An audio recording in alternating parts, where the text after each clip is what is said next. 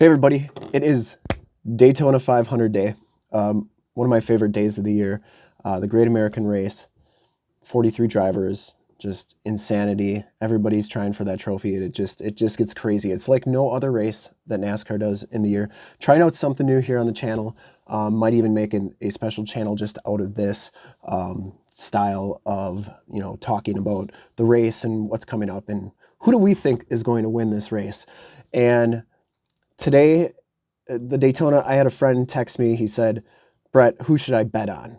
I said, "It's the Daytona 500. You can't really bet on this race."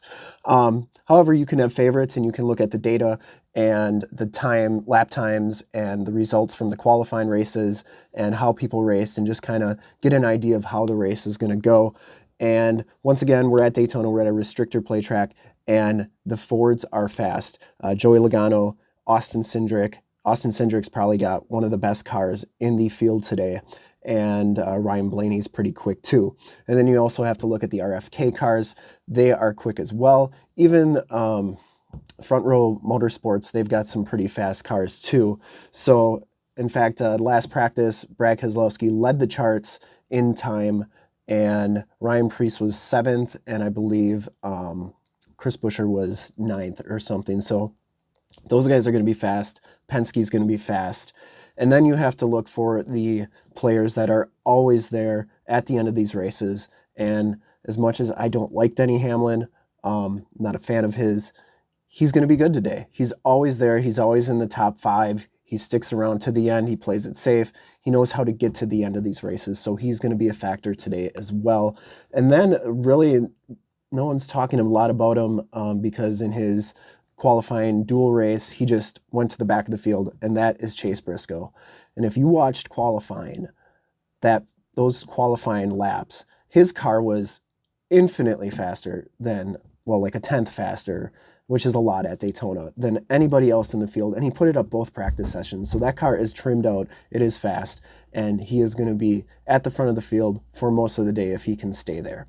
So just to make this video short and sweet, my top 5 picks for the Daytona 500 win: Joey Logano, Austin Cindric, Ryan Blaney, Chase Briscoe, Denny Hamlin. Those are my top 5. And if you had to pick a dark horse, I mean, like, I'm a big Brad Keselowski fan. I've got his old Cascada car here. He signed it, of course, with the gold marker. Brad Keselowski only signs stuff with a gold marker or a blue marker, which I guess so that he knows, or people know, that it's an authentic signature. Anyways, Brad Keselowski is going to be fast, and those RFK cars are going to be nose to tail the whole race if they can. And I think the dark horse for this race is Ryan Preece. So if you wanted to make a bet on somebody that could win this race, that, you're not going to have to put you're going to make more money off of betting on Ryan Preece, and he's just going to have as good of a shot as any of the other guys. So I think Ryan Preece is my dark horse. Put a bet on him. That's really, so that's who I told my friend. I said the 2, Austin Cindric, I think has the second best car. Chase Briscoe's got the best car.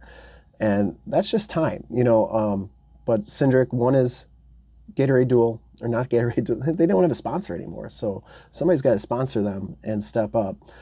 So I believe, once again, Austin Cindric is going to be fast. He's going to be at the front all day.